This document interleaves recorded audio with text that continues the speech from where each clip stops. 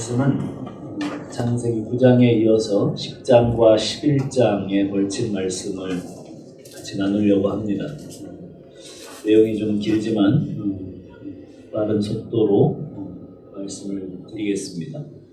쫓아오시는 시간이 되기를 바랍니다. 우리는 창세기 10장을 열면 다시 인류의 조상이 된 노아 그리고 그 족보 이야기가 나옵니다.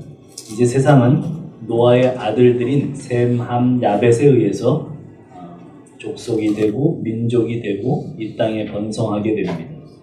연대기로는 11장이 10장보다 앞입니다. 그러니까 그 사건이 먼저 있고 그 다음에 그 뒤에 10장으로 전개가 되는 것인데 우리는 성경은 10장이 먼저 있고 11장이 있어서 10장 사건이 먼저 되고 11장이 된 것처럼 그렇게 느낄 수 있지만 가만히 성경을 읽어보면 11장이 먼저 되어집니다.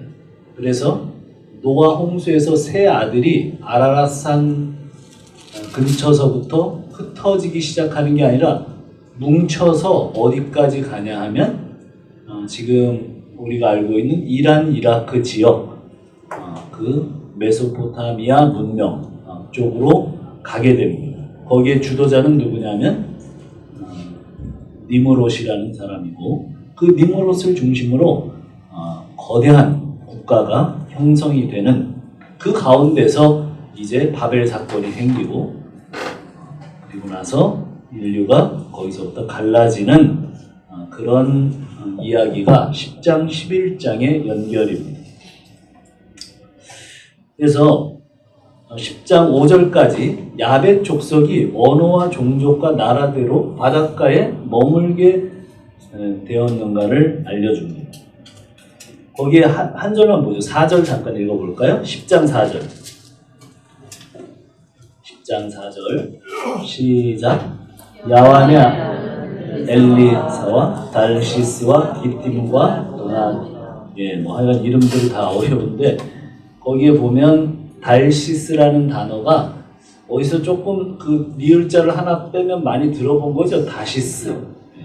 다시스가 어디서 나왔죠? 예? 요나. 예, 요나입니다. 예, 우리 김 지사님 성경을 열심히 읽으시더니 딱 요나. 예.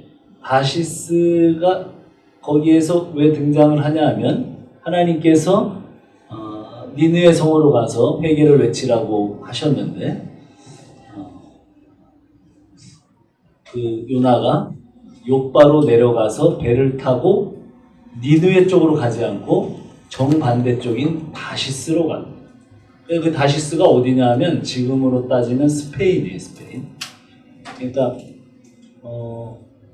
굉장히 먼 데까지 나중에 퍼져나갔습니다.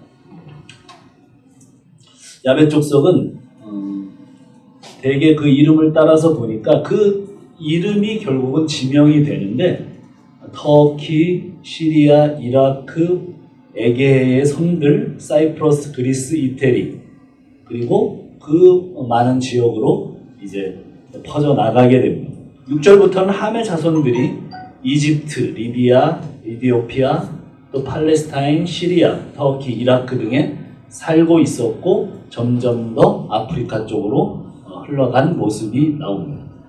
21절부터 셈은 이라크, 시리아, 터키, 이란 정도에 몰려 살고 결국은 그 일파의 하나인 셈족의 일파의 하나인 그 강을 건너서 누가 오냐면 나중에 이스라엘 민족이 되는 한 족속이 흘러 들어옵니다. 자, 그리고 나서 이제 11장 1절 한번 읽어보겠습니다. 11장 1절 시작. 예, 온 땅의 언어가 하나고 말이 하나라고 시작이 됩니다. 그래서 10장이 나중이라는 것입니다. 그들의 언어가 달라져서 언어대로 흩어진 기록을 10장이 먼저 하고 그렇게 된 배경을 11장에서 설명하고 있는 것입니다. 12장 2절에 가면 언어가 하나였던 노아의 자손들이 아라랏으로부터 점점 동쪽으로 옮겨갔다고 되어 있습니다. 노아의 후손들은 마치 에덴의 동쪽으로 갔던 가인의 후예들처럼 그들도 또 동쪽으로 갑니다. 창세기의 전체 이야기를 보면 하나의 공통점은 창세기의 동쪽은 하나님과 멀어진다는 의미입니다. 그런 표현입니다. 노아의 후손들은 노아 홍수 이후에도 점점 하나님과 멀어지는 삶을 살았습니다. 창세기 9장 1절 말씀은 하나님께서 노아의 후손들에게 복을 주시면서 생육하고 번성하고 땅에 충만하라고 하신 것은 땅 온지면에 흩어져서 그렇게 살라고 말씀하신 것인데, 아버지로부터 저주를 받은 함뿐 아니라 축복을 받았던 셈 야벳도 모두가 뭉쳐서 가다가 시날 평지를 만납니다. 그리고 거기서 모여 살게 되었습니다. 모여 살면서 3절을 한번 보니까 11장 3절 한번 볼까요? 11장 3절 시작. 서로 말하되 자 벽돌을 만들어 견고히 굽자 하고 이에 벽돌로 돌을 대신하여 역청으로 진흙을 대신하고. 그들이 발명한 것은 건축 기술의 혁신이었습니다. 보통 돌을 깨워서 건축물을 만들거나 아니면 진흙을 발라서 움집을 만들든지 동굴을 찾아서 비를 피하며 사는 정도였을 것입니다. 그런데 진흙과 여러 가지 재료를 혼합해서 굽게 되면 벽돌이 만들어지고 그 벽돌을 역청으로 중간중간을 이렇게 바르면 그냥 계속해서 자기들의 계획하는 모양대로 건축할 수 있는 그런 건축 기술이 이제 혁신적으로 발전하게 되었습니다. 그래서 그것으로 자기 집을 만들고 주거시설을 쾌적하게 만든다면야 그게 뭐가 문제겠어요. 그런데 그들은 그들의 의도를 4절에서 성경이 이렇게 얘기합니다. 11장 4절입니다. 같이 한번 읽어봅시다. 시작. 또 말하되 자 성읍과 탑을 건설하여 그 탑 꼭대기를 하늘에 닿게 하여 우리 이름을 내고 온 지면에 흩어짐을 면하자 하였더니, 성읍과 탑을 건설하고 그 탑의 꼭대기가 하늘에 닿게 하자는 것입니다. 탑은 우리가 생각하는 5층 석탑, 3층 석탑 그런 뾰족한 탑이 아닙니다. 믹달이라는 단어인데 요새의 성과 성루입니다.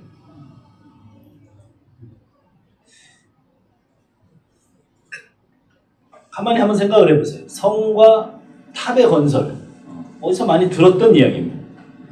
우리가 창세기를 지나오면서 들었던 이야기죠. 동생을 살해하고 두려워 떨고 있던 가인에게 하나님께서 표를 주시면서 죽음을 면케하셨습니다. 그리고 가인 너는 땅에서 유리하고 방황하는 자가 될 것이다, 이렇게 말씀하셨습니다. 그런데 가인은 유리 방황이라는 땅, 노 땅에 가서 성을 쌓고 자기 아들의 이름으로 그 성의 이름을 에녹성이라고 짓고 거기에 정착합니다. 그것은 하나님의 보호하심을 믿지 못하고 스스로를 보호할 수 있는 강한 힘의 원리로 살겠다고 하는 의지의 천명이었습니다. 더 이상 방황하거나 유리하지 않고 아들, 자식, 손손이 뿌리를 받고 이 땅을 경영하겠다고 하는 의지입니다. 그러자 그 에녹성에서 7대손 람에게 의해 칼의 노래가 불리워지고 에녹성은 폭력과 섹스가 심이 되는 그런 사회가 됩니다. 거기서 가인의 자손들은 문화와 문명을 발전시키고 자신들의 행복을, 만족을 위해서 살아가는 이야기가 그 앞에 그 성 이야기에서 나옵니다. 이제 노아의 후손들도 똑같은 길을 가려고 합니다. 거기에 지도자는 니므롯입니다. 자, 그게 이제 10장에 다시 그 배경을 설명해 줍니다. 10장 한번 볼까요? 8절부터 12절에 나와 있습니다. 제가 좀 읽어보겠습니다. 이 구절을. 자, 구스의 아들인데 8절부터 한번 읽어봅시다. 12절까지 시작. 구스가 또 니므롯을 낳았으니 그는 세상의 첫 용사라. 그가 여호와 앞에서 용감한 사냥꾼이 되었으므로 속담에 이르기를 아무는 여호와 앞에 니므롯같이 용감한 사냥꾼이로다 하더라. 그의 나라는 시날 땅의 바벨과 에렉과 악깃과 갈레에서 시작되었으며 그가 그 땅에서 아수르로 나아가 니느웨와 르호보딜과 그렇게 어디서부터 시작이 됐대요? 시날. 이미 그 시대의 격언이 되고 속담이 되어버릴 정도의 영향력을 가진 사람이 니므롯입니다. 니므롯이라는 함의 손자가 이 모든 일을 주도하고 모든 노아의 후손들이 이 일에 협력하면서 성읍과 탑을 건설해서 그 탑 꼭대기를 하늘에 닿게 하자고 한 것입니다. 그들의 목표가 뭐예요? 왜 하늘까지 그 건축물을 올리려고 합니까? 그 의도가 뭐예요? 홍수로부터 생명을 보존할 수 있는 구원의 방주를 바벨 시티로, 바벨 성곽으로 만들겠다는 것입니다. 무슨 얘기예요? 하나님의 무지개 언약을 믿지 못하겠다는 거예요. 언제 다시 홍수로 우리를 급습할지 모른다는 거예요. 그래서 그들은 하늘까지 올리겠다. 물이 하늘까지 올라오겠냐.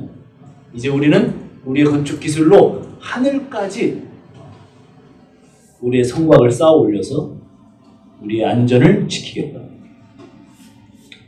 이런 얘기입니다. 하나님이 이제 홍수를 내려보셔. 우리 인간들은 하늘 꼭대기까지, 도시 성곽까지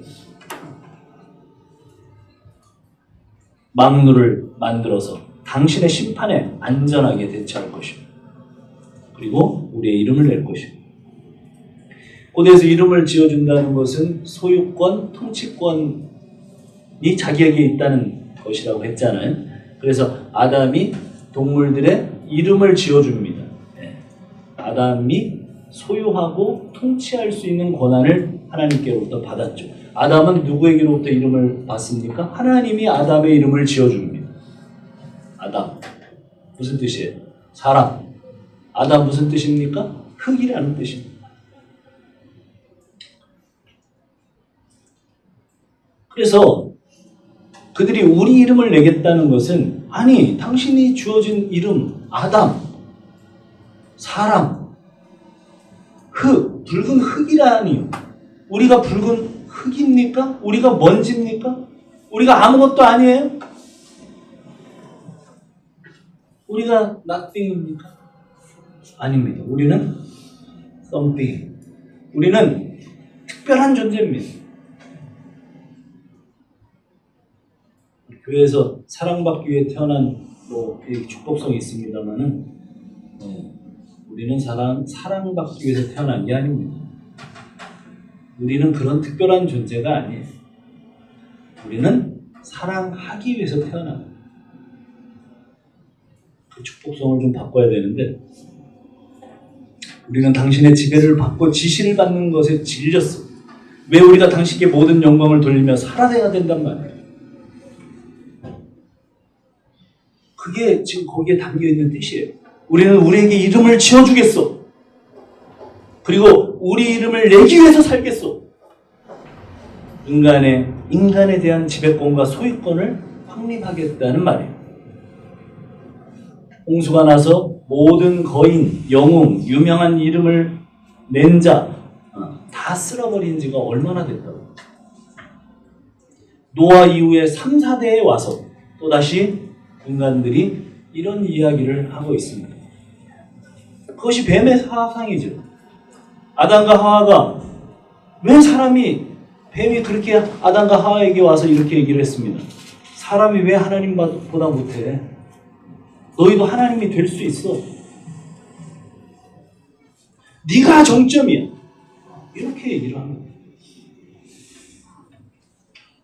삼각형이 있다면 하나님은 섬김과 사랑으로 밑에서부터 이렇게 하나님이 아들을 섬기고 그 아들이 또 피조물을 섬기고 피조물들을 그 중에 최고인 아담이 또 동물과 다른 피조물들을 섬기는 이런 구조였는데 어떻게 해요? 네가 꼭대기야. 네가 삼각점 꼭대기야.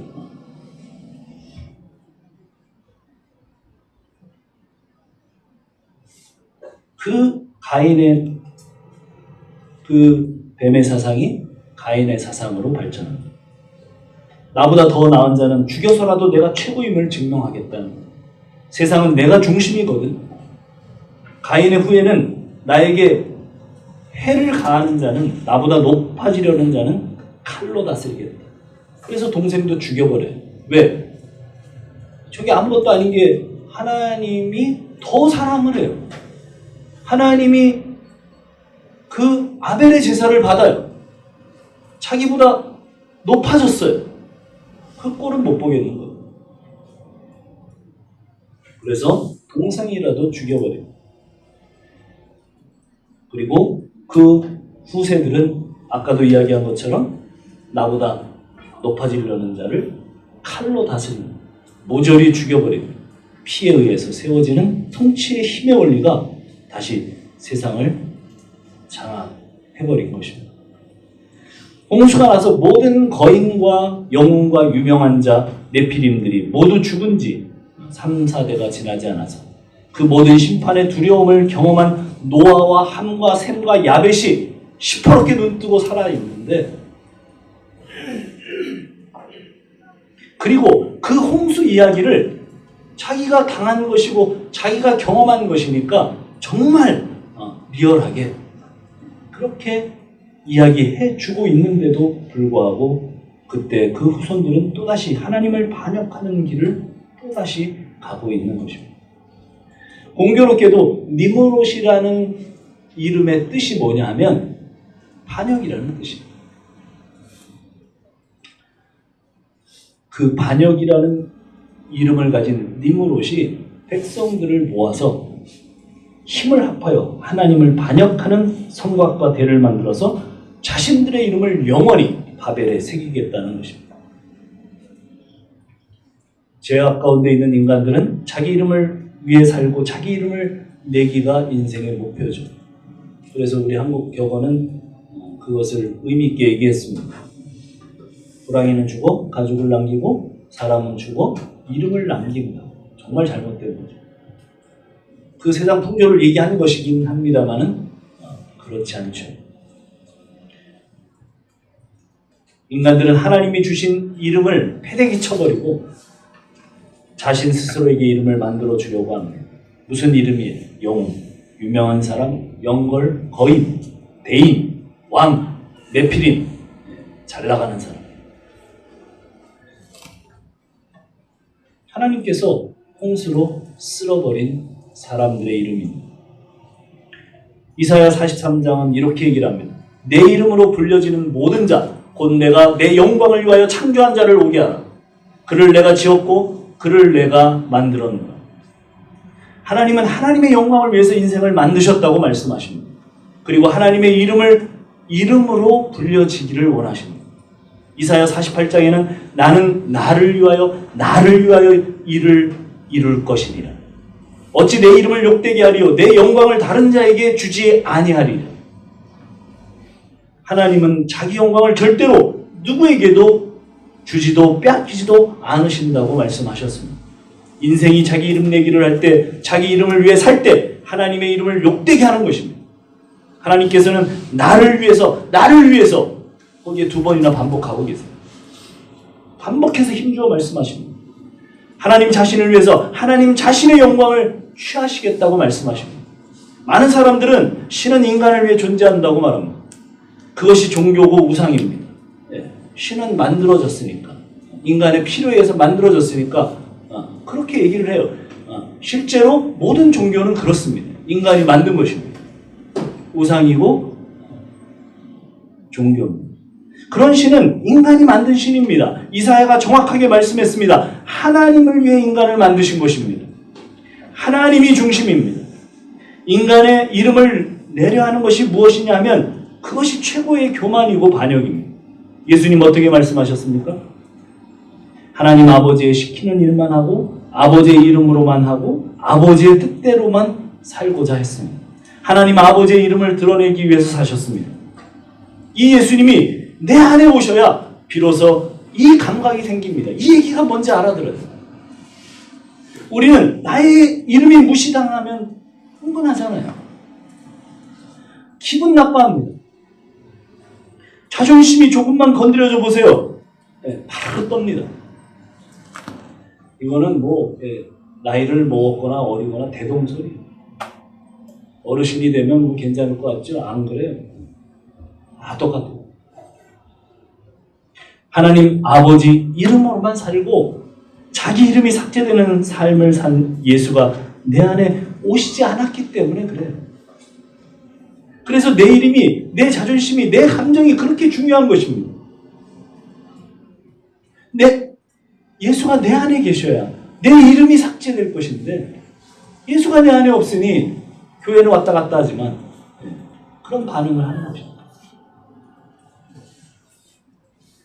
예수가 내 안에 계셔야 하나님의 이름, 예수님의 이름이 욕되게 될 때 가슴이 아플 것인데 내가 조금, 내 이름이 조금 상처를 받는 것에 대해서는 분노하지만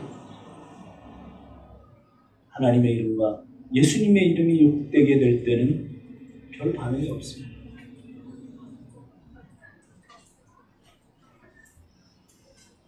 성과 탑을 건설해서 탑을 하늘 꼭대기까지 닿게 해서 이름을 내어서 그들이 최종적으로 하고자 했던 일이 무엇입니까?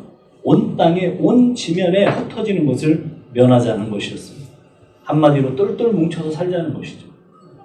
예전에 언젠가 선거 때 그런 선거 캐치프라이드가 있었습니다. 뭉치면 살고 흩어지면 죽는다. 일면 맞는 말이죠. 근데 여기는 뭉치는 것이 문제였습니다. 신약에 오면 뭉치라고 말합니다. 연합하라고 말합니다. 하나 되라고 말합니다. 예수님을 머리로 하는 연합, 교회의 연합을 말씀하는 거죠. 그런데 노아의 자신들의 뭉침은 흩어지라고 하신 하나님의 말씀을 정면으로 반대하고 끌어내리는 뭉침이고 연합이었습니다. 하나님의 이름을 내고 영광을 돌려야 할 인생들이 자신들의 이름을 내고 자기 영광을 위해 사는 연합과 뭉침이었습니다. 그래서 이제 그 이야기는 계속해서 5절과 9절로 계속 이어집니다. 인간들은 하늘 꼭대기까지 쌓겠다고 자기들의 지혜로 개발한 벽돌과 역청으로 열심히 쌓아올린 결과가 하나님께서 뭐라고 말씀하세요? 자, 한번 보십시다. 흩어짐을 면하자 4절 했더니 5절에 이렇게 5절 6절 같이 한번 읽어봅시다. 시작. 여호와께서 사람들이 건설하는 그 성읍과 탑을 보려고 내려오셨더라. 여호와께서 이르시되 이 무리가 한 족속이요 언어도 하나이므로 이같이 시작하였으니 이후로는 그 하고자 하는 일을 막을 수가 없으리로다. 인간들은 하늘 꼭대기까지 쌓겠다고 자기들의 지혜로 개발한 벽돌과 역청으로 열심히 쌓아올린 결과 하나님께서는 뭐라고 말씀하세요? 야, 인간들이 만든 건축물이 어딨지? 바벨은 두 가지 뜻이 있는데 원어 뜻이 하나는 신의 문이라는 뜻이. 인간들이 막 쌓아 올려서 드디어 이제 신과 대면할 수 있는 그 꼭대기까지 우리가 모든 기술과 능력이 되었다고 했지만 하나님께서는 어딨나 도대체 얘들이 만든 게 어딨나 그러고 이렇게 내려오셔야 된다는 거예요. 그래서 하나님이 뭐 구름 타고 내려오셨다 이런 얘기가 아닙니다. 하나님은 우리가 인간이 지금 창세기를 쓰는 모세가 우리 인간이 알아들을 수 있도록 신인 동영론으로 얘기를 하는 거예요. 하나님이 뭐 내려오시고 올라가시고 자시고 하실 게 없어요. 영이신데 다 아시죠. 근데 그렇게 표현하는 거예요. 인간들이 자기의 최고치로 이렇게 해서 우리는 드디어 하늘 문을 열었다. 이렇게 얘기를 하니까 하나님께서 도대체 니들 어딨냐? 니네가 만든 그 하늘문은 어딨어? 이러고 내려오셔야 겨우 볼 정도로 하찮은 것이다. 이런 얘기입니다. 그래서 6절을 이제 가만히 인간들의 그래서 고린도전서 1장에 보면 바울이 표현했듯이 하나님의 어리석음이 사람보다 지혜롭고 하나님의 약하심이 사람보다 강하니라. 인간들이 온갖 지혜와 능력을 동원해서 만들어낸 그 신의 문에 도달했다고 생각했던 바벨은 하나님께는 아무것도 아닌 것이었어요. 그래서 이제 6절에 보면 이제 가만히 인간들이 하는 일을 놓아두면 인간들의 지혜와 능력이 너무 뛰어나서 하나님도 더 이상 막지 못할 것 같다로 읽으면 성경을 잘못 읽는 거예요. 그렇게 좀 보이죠? 근데 그런 얘기가 아니에요. 이렇게 읽어야 됩니다. 보아라, 이들이 한 족속이고 한 언어를 사용하기 때문에 이 일을 하는데 이 일은 단지 시작일 뿐이다. 가만히 놓아두면 악한 일을 하는데 선을 넘게 되겠다. 무슨 선이요? 옛날에 우리 한 형제가 선신앙에 대해서 얘기를 했는데 바로 그 선입니다. 선을 넘게. 악의 선, 죄의 선. 그래서 완전히 심판받고 멸망받게 되는 죄의 관영. 그것입니다. 그래서 그 선을 넘기 전에 하나님의 처방이 언어를 혼잡게 하는 것이었습니다. 언어가 섞이고 혼잡해지자 일대 혼란이 왔습니다. 거기 망치 좀 던져줘. 그랬더니 끌을 던져줘. 벽돌을 10장 올려줘. 그랬더니 20장을 갖고 내려가 버려요. 그래서 달려가서 아니 너 왜 이렇게 하냐고 하니까 주먹이 날라옵니다. 서로 말을 알아듣지 못하고 소통이 되지 않으니까 그 악의 일을 경영하던 그것을 그만두게 됩니다. 말이 이제 통하는 사람들끼리 흩어지게 됩니다. 그래서 언어를 혼잡시킨 것은 심판이 아니고 은혜입니다. 그렇지 않으면 그 사건 자체가 완전히 악의 관영 때문에 심판을 받게 될 바로 그 시점이었기 때문이죠. 그래서 하나님께서 그것을 중단시킨 것입니다. 10절부터는 셈의 족보가 10장에 이어서 두 번째 기록이 됩니다. 셈의 족보만 두 번이 기록이 돼요. 그리고 26절쯤에 가면 익숙한 이름이 나옵니다. 아브라함. 그래서 아브라함 아버지 데라의 족보의 이야기가 나옵니다. 데라는 아브라함과 나홀과 하란을 낳았습니다. 그리고 그들의 고향은 갈대아 우르입니다. 거기가 바벨론입니다. 메소포타미아 문명의 발상지죠. 메소포타미아라는 말은 두 강 사이라는 말이에요. 그 강이 유프라데스와 티그리스 강입니다. 거기에 꼽힌 도시 문명, 5대 문명의 최고봉이에요. 그런데 하나님은 셈의 후손인 그들을 함의 손에서 그 문명의 도시에서 빼내십니다. 이 바벨론 이야기는 구약의 많은 부분을 차지하면서 나옵니다. 나중에 이스라엘이 두 개로 갈라지죠. 북이스라엘과 남유다. 근데 남유다가 마지막으로 망한 게 이 바벨론에 의해서 망해요. 그리고 그 앞에 북이스라엘은 아수르에서 망합니다. 계속 중간중간에 그 세상과 악의 정점으로 나오는 이야기가 바벨론. 그리고 나서 이제 신약에 가서 마지막 대미를 장식합니다. 계시록에 보면 바빌론의 멸망 장면이 계시록 19장, 20장에 그려집니다. 바벨론은 땅의 임금들이 다스리는 큰 성이고 음녀가 포도주를 가지고 모든 사람들을 음행하게 만드는 모든 왕들이 음행하고 상인들이 사치로 치부하고 온갖 좋은 곳으로 사는 모습으로 그려집니다. 그곳의 가치는 돈입니다. 상인들은 사고 팔아서 이익을 남기고 많이 이익을 남긴 그 가치가 그곳의 정신입니다. 오늘날 세계와 비슷하죠. 자본주의 가치관과 비슷하죠. 부자가 되고 물질을 누리고 그것을 그렇게 사는 것, 그것이 최고의 가치가 되어서 사는 것입니다. 겉으로는 화려하고 없는 게 없어요. 그런데 요한은 뭐라고 얘기를 합니까? 거기가 귀신의 처소라고 얘기합니다. 모두 던에 절하는, 돈 때문에 변질되는 곳입니다. 거룩한 신부가 그 가치를 쫓아가면 그들과 함께 멸망당한다고 경고하고 있습니다. 그래서 하나님 백성들에게 하늘에서 음성이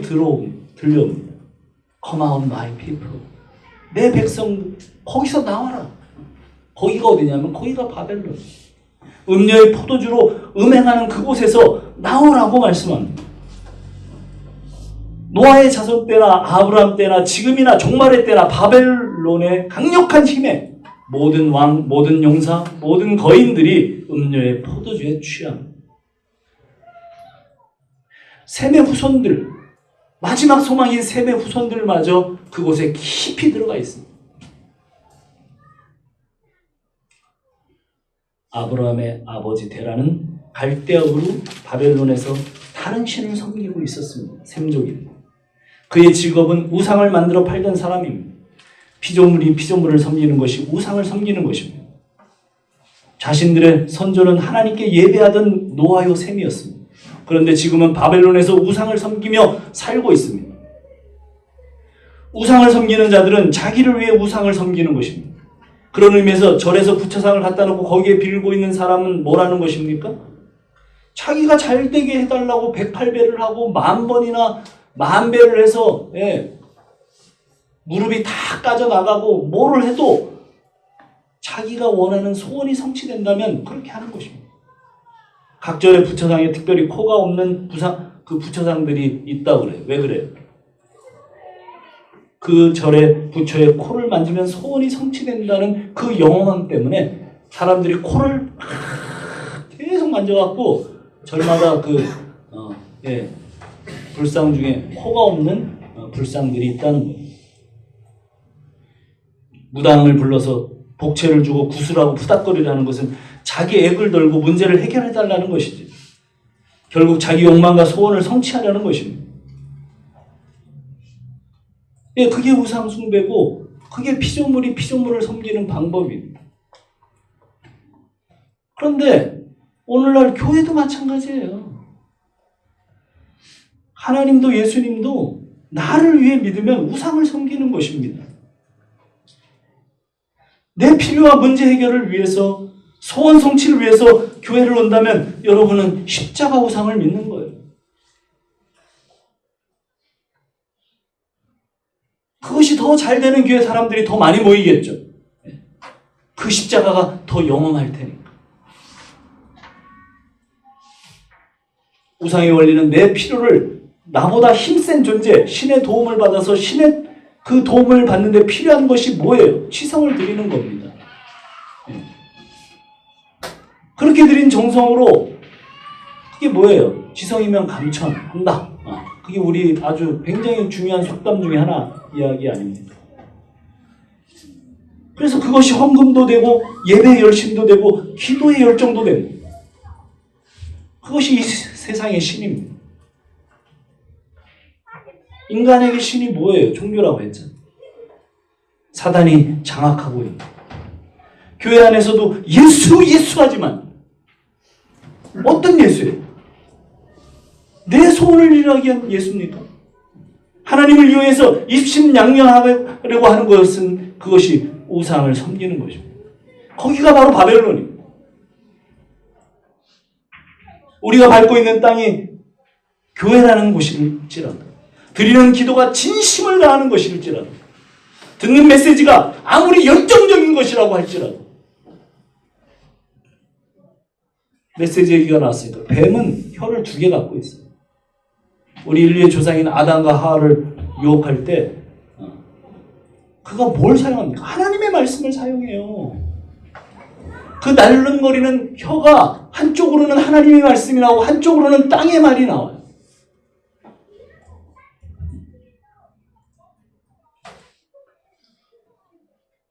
마귀는 하나님의 말씀과 땅의 말을 교묘히 섞는 데 선수입니다.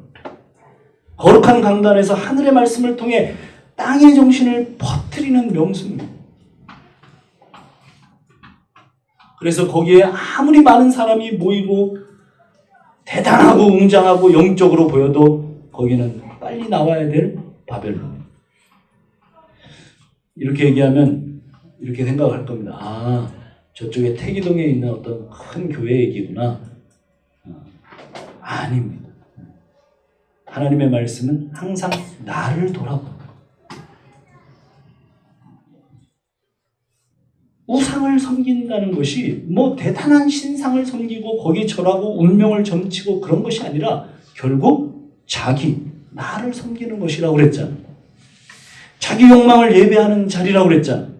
남의 이야기가 아니라 우리 이야기입니다. 내 얘기입니다. 아직까지 나만 봐달라고 하는 사람들의 이야기입니다. 내 자존심만 중요한 사람들의 이야기입니다.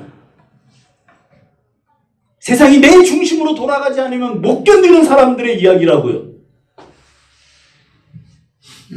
그 자리에서 나오는데 우리가 그냥 설교 한 번 듣고 아멘! 믿습니다! 그러면 돼요? 그럼 벌써 다 됐죠. 그렇게 쉽게 못 빠져나와요. 여러분이 계속해서 말씀을 듣는데 왜 못 빠져나옵니까? 그렇게 아멘하고 믿습니다 하면 빠져나올 수 있다고 생각하는 것이 정말 순진한 생각입니다. 여러분, 그래서 우리에게 고난이 오고 어려움이 오는 것입니다. 우리가 좋은 말로 할 때 들어 처먹지 않는 우리 자식들한테 어떻게 합니까? 매를 들죠. 우리 교회 형제 집에 아들이 셋 있는 아주 최악의 상황을 살고 있는 가족. 뭐 그 가족을 보니까 그렇게 인격적인 부부가 결국은 어떻게 하냐면 하다가 말을 안 들으면 매를 들겠다. 이러면 애들이 움직이더라고요. 어릴 때 보니까 매를 든다고 그러면 움직여요.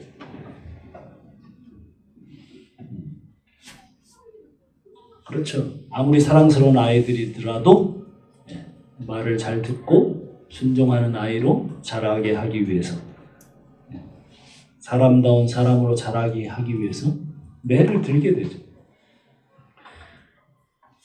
왜 우리가 아이들한테 매를 들게 됩니까? 내 새끼기 때문에. 남의 새끼면 왜 거기다가 에너지를 쓰겠어요? 그게 보통 힘든 일입니까? 매를 들어봐서 아시겠지만 그거 힘든 일이에요. 남의 자식이야. 뭐 그렇게 살던 말던 그게 무슨 상관이겠어? 내 새끼니까. 내 새끼가 계속 그렇게 살면 안 되니까.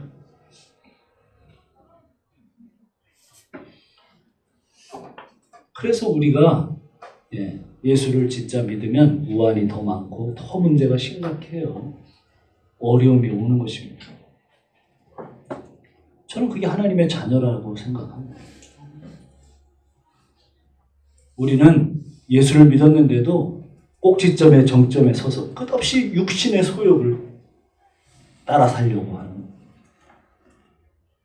그 마음 중심에 그 힘의 추구와 세상의 추구, 오늘날 돈의 추구로 나타납니다.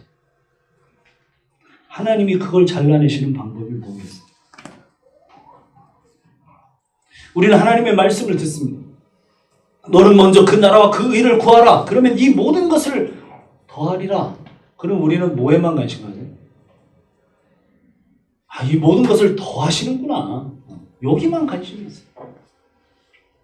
그래서 그것만 구해. 이 모든 것 더하는 것에 그것을 구합니다. 그래서 하나님은 억지로라도 어떻게 하시냐면 하나님의 나라와 그 의를 구하는 것으로 내모십니다. 주님이 말씀하십니다. 들백합화를 보라. 이거 다 하나님이 입히시는 거다. 솔로몬도 이만큼 입었겠냐? 저 공중나는 새를 봐. 하나님이 다 먹이시는 거야. 염려하지 말라. 지금 우리는 염려합니다. 우리는 말로는 난 이 땅의 부여와 상관없어요 그렇게 말합니다. 그저 하나님 나라 바라보다가 하루빨리 천국에 가고 싶습니다. 이게 항상 어떤 집사님의 레파토리였습니다. 빨리 천국에 가고 싶습니다. 오직 예수, 오직 하나님. 하지만 남편이 돈을 안 갖다 주면 어떻게 됩니까? 바로 남의 편이 되고 죽일 놈이 됩니다. 내게 힘이 되지 않는 존재는 남편이든 아내든 자식이든 부모든 친구든 다 왼수입니다. 여러분, 교회가 뭐예요? 이런 자기가 드러나는 곳이에요. 뭐 안 그런 척 그러지 마세요. 다 그렇잖아요. 말씀이 무엇입니까? 내가 바로 그런 자구나. 그거를 제대로 알려주는 바로 그 시간입니다. 그래서 신자는 하나님의 말씀을 들으면서 교회 안에서 내가 하나님의 원수 맞구나. 이게 다른 어떤 뭐 그 교회의 이야기가 아니고 내 얘기구나. 이게 바로 은혜 받은 사람의 태도예요. 그런데도 하나님께서 자기 아들을 주셔서 십자가에 주시기까지 나를 사랑하시는 거예요. 왜 은혜인가? 그래서 우리 믿음의 조상들은 자기 믿음이 더 견고해질수록 나는 죄인 중에 죄인입니다. 아니, 죄인 중에 괴수입니다를 입에 달고 살았어요. 여러분, 오늘 말씀이 이해가 되십니까? 오늘도 그 하나님의 웬 은혜가 느껴져요? 예. 그게 아니라면 여러분 정말 심각한 겁니다. 그냥 또 그 얘기구나. 정말 심각한 거예요. 예배 끝나고 집에 가지 말고 여기서 정말 그게 느껴질 때까지 무릎 꿇고, 통성으로 10시간이고 24시간이고 기도해야 될 일. 이게 중요한 거예요.